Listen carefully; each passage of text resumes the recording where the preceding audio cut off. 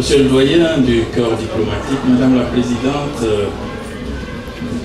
du CRESPAC, Monsieur le représentant de l'UNESCO, Mesdames et Messieurs les panélistes, chers amis, chers participants, chers festivaliers, je voudrais de tout cœur remercier le CRESPAC pour l'heureuse initiative de ce Festival des saveurs du Cameroun et du monde. Je voudrais remercier au même titre le gouvernement de la République du Cameroun qui a accordé son onction et tout son soutien à cette précieuse initiative.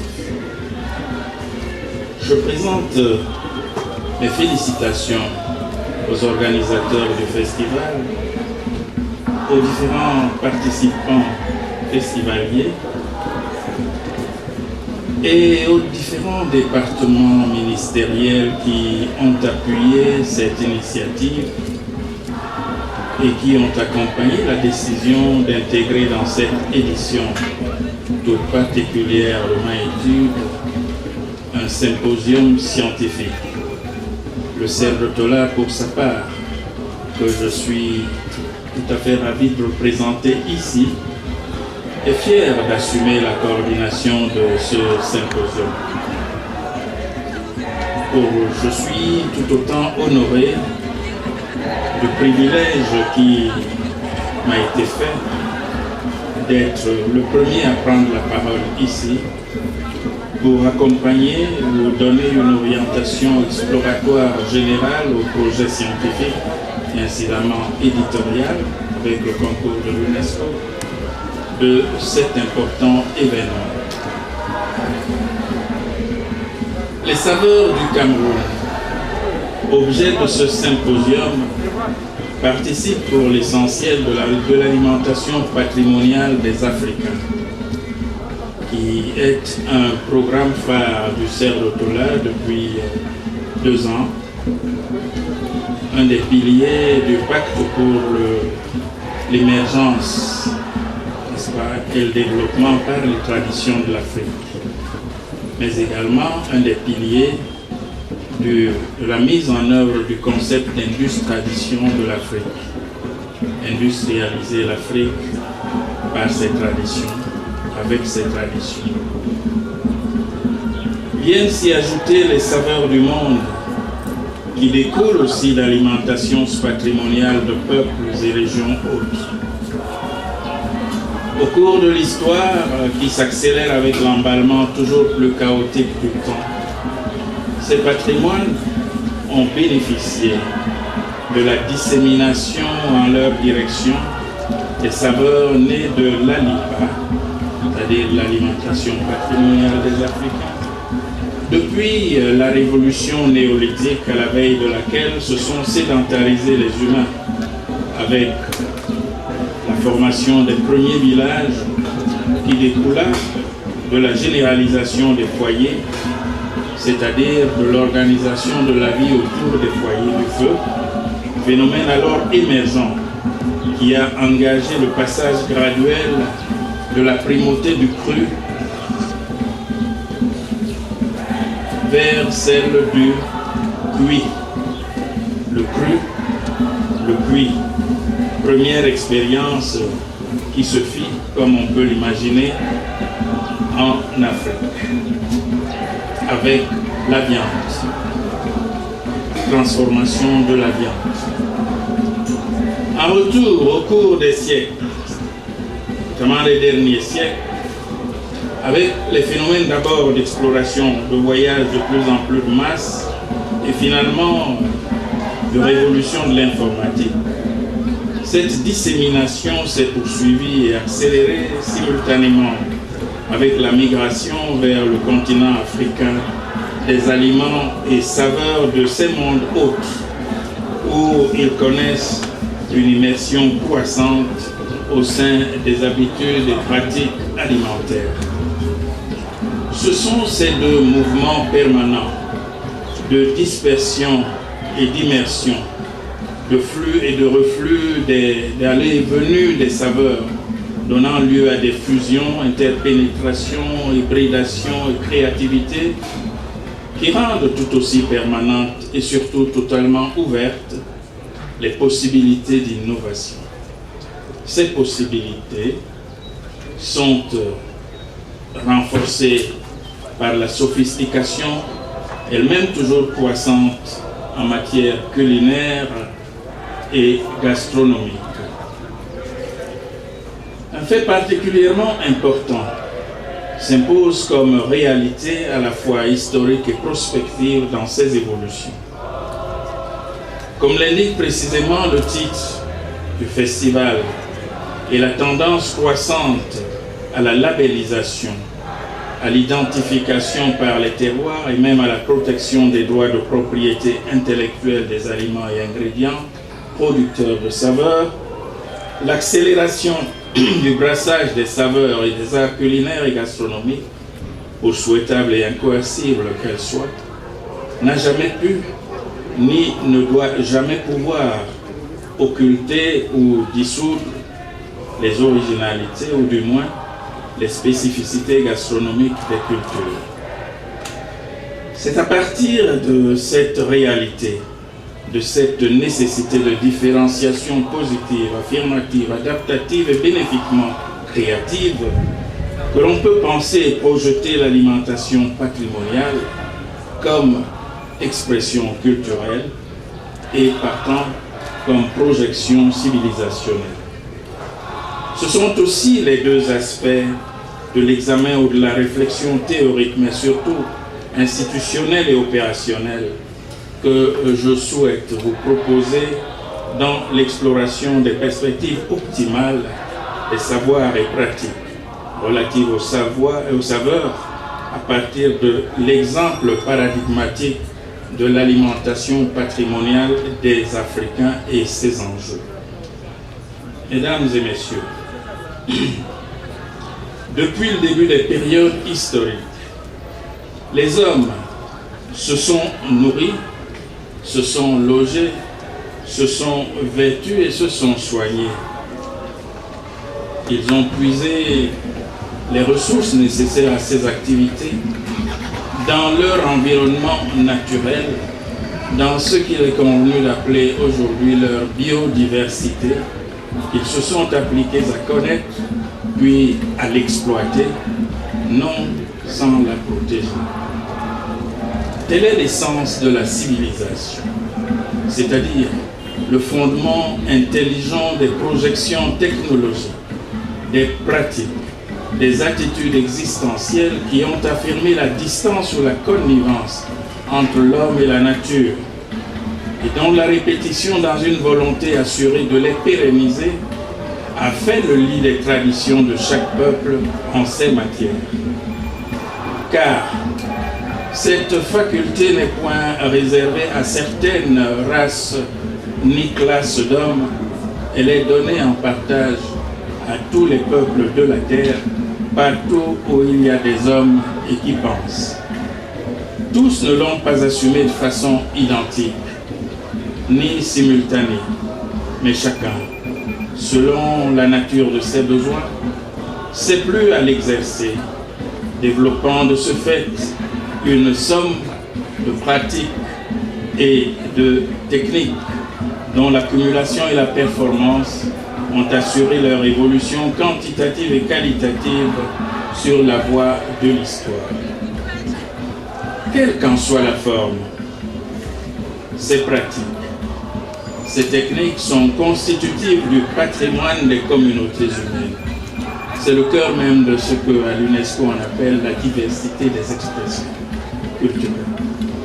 Comme telle, elle mérite d'être connue de tous dans la mesure du possible. Et pas seulement par curiosité intellectuelle, mais parce que leur dynamique interne a permis à certains, notamment aux meilleurs d'entre elles, à certaines, notamment aux meilleures d'entre elles, d'être conservées, protégées, transmises sur de longues générations, au point d'être encore fonctionnelles de nos jours. Ainsi en va-t-il des arts et techniques de l'alimentation. Ainsi en va-t-il conséquemment des saveurs qui sont la marque déposée de ces arts et techniques de l'alimentation. C'est dans ce sens que l'on a pu dire la destinée des nations dépend de la manière dont elles se nourrissent. Et aussi, dis-moi ce que tu manges, je te dirai ce que tu es. Multiples sont les formules de ce genre qui, comme celle-ci, placent l'alimentation au centre des besoins primaires ou primordiaux de l'homme. Ce ne sera point péché d'affirmer que manger est au cœur de toute harmonie sociale. Toutefois, un savant l'a dit en son temps, si toutes les sociétés mangent pour se nourrir, certaines d'entre elles accordent au bien manger, c'est-à-dire aux saveurs, une certaine primauté. Le programme majeur consacré à l'alimentation et aux arts de l'alimentation que développe le CERDOTOLA s'intéresse à la fois aux modes alimentaires, aux types d'aliments, aux produits alimentaires et aux manières de table. Il s'agit pour le CERDOTOLA d'œuvrer à la mise en évidence de ces aspects de la tradition africaine s'agissant de l'Afrique comme source de créativité, de vitalité et d'inspiration pour nourrir le développement et la construction de la modernité. À partir des saveurs mises en évidence, il apparaît que l'homme jouit de la possibilité de choisir le menu qui compose son alimentation, qu'il prépare librement, rationnellement ses aliments, qu'il étudie leur apport en termes de valeur nutritive, qu'il invente et accroît ses techniques d'acquisition des aliments, qu'il organise leur conservation dans des conditions maximales de sécurité. Tout cela donne à son adaptabilité alimentaire une dimension résolument culturelle. Mais pas que. Les saveurs des aliments sont ainsi au cœur de la culture des peuples. Elles sont même expression culturelle et projection civilisationnelle. Parce que c'est la culture qui remodèle la pulsion fondamentale de faim. C'est elle qui configure les habitudes alimentaires. C'est par elle et à travers elle que s'établit la relation entre alimentation et personnalité de base. Chacun de nous connaît les interdits alimentaires dans les traditions. Ces interdits que la future mère doit observer sont aussi bien dans la société africaine d'hier que dans celle d'aujourd'hui, peuvent servir d'illustration à ce sujet que nous survolons. L'une des questions fondamentales que l'Africain du XXIe siècle ne saurait éluder cependant est celle du menu. Que mange l'Africain du XXIe siècle? Que mange-t-il? De quoi se nourrit-il? Se nourrir, c'est pas toujours manger. Comment pérenniser ce que l'on peut considérer comme étant son patrimoine alimentaire? Ces questions, évidemment, vous le voyez, transposent la réflexion à l'échelle de la projection civilisation. Comme dans le cas du vêtement, le marché africain de l'alimentation est pratiquement monopolisé par des produits d'origine étrangère. À la perte des devises, assortie de la fragilisation des opérateurs locaux que provoque ce phénomène, se greffe moult risques d'une intoxication alimentaire due aux conditions de production et de conservation des produits. Se posent alors les termes de référence de deux enjeux majeurs, la sécurité alimentaire et la souveraineté alimentaire. lesquels sollicitent la réflexion relativement à la compétition et à la compétitivité des saveurs du monde. En s'imposant comme la possibilité pour tous et à tout moment de se procurer une nourriture, je cite, suffisante, saine et nutritive, leur permettant de satisfaire leurs besoins et préférences alimentaires pour mener une vie saine et active, fin de citation. La sécurité alimentaire se ramène à la sécurité des approvisionnements en nourriture. En pratique, il importe bien peu que celles-ci satisfassent les besoins et préférences. La preuve en est l'implémentation de la doctrine sous la férule de la haute finance internationale pendant les périodes d'ajustement structurel. L'on devait en effet se désintéresser des cultures vivrières qui nourrissent et privilégier au contraire les cultures de rente qui apportent les fonds nécessaires au service de la dette. Il fallait alors, pour se nourrir, faire confiance au marché pour les approvisionnements. Marché dont chacun sait très bien qu'il ne vise que le profit, nullement la qualité ou les préférences. S'agissant de l'Afrique, tel est bien le cadre privilégié, voire exclusif, de concrétisation de la sécurité alimentaire. Or, ce cadre est aussi celui de la division internationale du travail, qui enferme le continent dans les productions de rente, et en particulier concernant le domaine alimentaire, de rente. Ce cadre, on le sait aussi, est pour les Africains porteur non seulement d'insécurité alimentaire, mais d'insécurité tout court.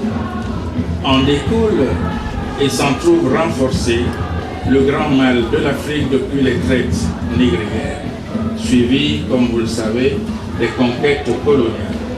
Ce mal, c'est l'extraversion, la dépendance vis-à-vis d'un ailleurs autrui, même pour la satisfaction du besoin le plus élémentaire, qui est le besoin de s'alimenter, ce que l'Africain sait faire et fait très bien. La sécurité alimentaire en Afrique a en fait compte renforcé l'enfermement de l'Afrique dans la dépendance vis-à-vis de ce qu'elle ne produit ni ne contrôle, qui est la véritable définition de la pauvreté. Car la pauvreté n'est pas pour les Africains synonyme de rareté. Elle n'est pas rareté, elle est extraversion ou dépendance désorientante. Dans cette extraversion désorientante, l'on n'est plus surpris que le pain et le blé soient les principaux aliments de nos villes, que l'Afrique des villages soit contaminée et dévastée. L'exode rural se révèle alors dans sa dimension catastrophique. En effet, là où le monde urbain africain en crise a besoin de se retourner vers le village pour se régénérer, il se voit envahi par les ruraux qui fuient au point de faire courir à l'ensemble du continent et au monde le risque de perdre les savoir-faire alimentaires patrimoniaux, les savoirs et les saveurs, surtout les saveurs patrimoniales. N'est-il pas urgent désormais de retrouver et de reconstruire ce patrimoine? En tout cas, nous croyons qu'il faut sortir de cette situation. Si l'on veut atteindre les stades de développement que nous avons appelés ici et là émergence, il faut en sortir. Si nous devons parvenir à construire l'Afrique que nous voulons d'ici 2063, telle qu'elle nous est proposée par l'Union africaine, il faut sortir de la forfaiture de la sécurité alimentaire dès aujourd'hui, de la forfaiture des savoirs, des saveurs empruntées, Il s'agit donc de construire, que dis-je, de reconstruire la souveraineté alimentaire africaine, le goût et la beauté par le patrimoine et la patrimonialisation des saveurs. Car l'Afrique sait se nourrir. Elle a toujours su se nourrir. Et elle n'a pas perdu le patrimoine, malgré le recul civilisationnel que lui ont imposé les processus historiques de domination et de spoliation. L'Afrique, nous le disons haut et fort, détient encore aujourd'hui la plus grande diversité semencière du monde. En outre, contrairement à ce que l'on a voulu faire accroire ici ou là, c'est bien son savoir-faire patrimonial en la matière qui est, au moins en partie, responsable de la préservation des terres arables dont elle a encore les meilleures réserves au monde. Et puisque nous sommes tous, n'est-ce pas, masqués aujourd'hui par le fait d'une situation d'insécurité sanitaire, comment ne pas évoquer que c'est encore par son alimentation, contrairement à ce que l'on peut faire croire, c'est encore grâce à son alimentation que l'Afrique bâtit sa résilience face au Covid-19. Par ces différentes déclinaisons, le Festival des saveurs en cours a montré et donné à voir pour ceux qui ont visité les stands. Nous en avons encore un derrière nous que nous avons patiemment regardé et scruté. Eh bien, ce festival a donné à voir que l'Afrique est riche de son patrimoine alimentaire et des savoir-faire associés qui ont survécu. Il est temps que l'Afrique revienne définir son alimentation par rapport non pas à autrui, mais par rapport à elle-même. Par rapport non pas à l'autre, mais par rapport à l'homme africain, et de manière à construire le goût de l'Afrique et à le proposer au monde comme tout simplement une saveur humaine vers d'autres saveurs et vers d'autres appréciations possibles. Il s'agit de changer de paradigme et d'opérer un certain nombre de passages transformationnels salutaires, reconnus impératifs pour le monde, bien au-delà de la seule Afrique.